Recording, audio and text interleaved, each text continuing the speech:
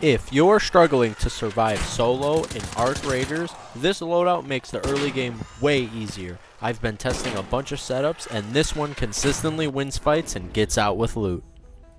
Now, let's be honest. Playing solos early on is not easy.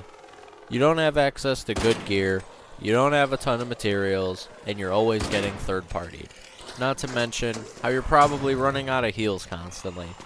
This loadout is going to help you fix most of that and help you stock up on tons of good gear.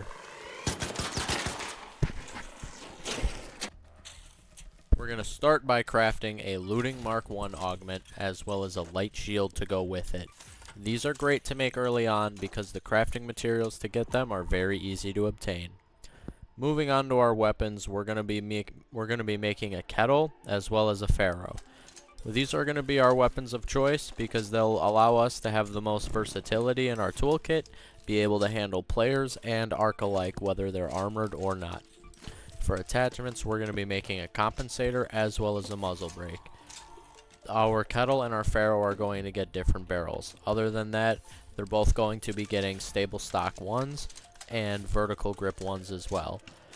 I'm also going to be making a light mag for the kettle. These weapons are especially good early on due to them being extremely easy and cheap to upgrade.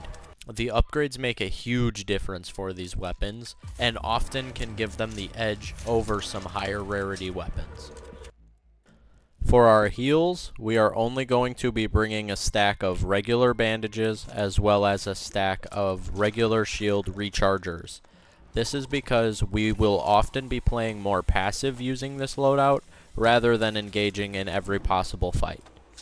The last thing we need before we head topside is some smoke grenades. Lil smokes will do just fine, but in this instance I'll be bringing a regular smoke grenade.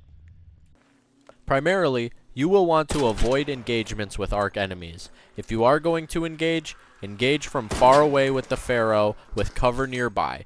You're going to want to dodge roll in and out of cover to avoid being hit while sniping down your enemies, pulling out the kettle to finish off low health arcs as needed. As you may know, the kettle is not great for taking down arc enemies. However, it is very strong against other enemy raiders. Primarily, you're going to want to stick to looting buildings, as they provide you with the most cover. Playing safe like this will ensure that you not only get good loot, but also safely extract with it. Now it's time for me to give you my biggest tips when running this loadout, or really any loadout early on. Most people don't take advantage of the special map conditions early on. They can be great ways to stock up on tons of good loot and unlock many blueprints, which early on is very important. My number one recommendation is going to be Buried City Night Raids. You simply cannot pass this event up.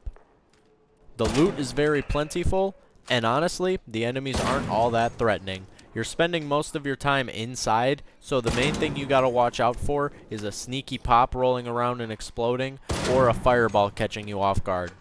The biggest mistake I see new players consistently make is starting engagements when they don't have cover. Whether you end up getting third-partied, overwhelmed by small arc, or accidentally engage with a larger, more threatening arc that you didn't know was there, pretty much, starting an engagement without cover is a surefire death sentence. If you want one cheap upgrade for this loadout that helps tremendously, I recommend bringing along green bandages. They're cheap, easy to make, and can double the amount of damage you could take throughout your run. If you want more solo guides and boss strategies for Arc Raiders, subscribe. I'll be posting a new one soon that makes boss fights way easier.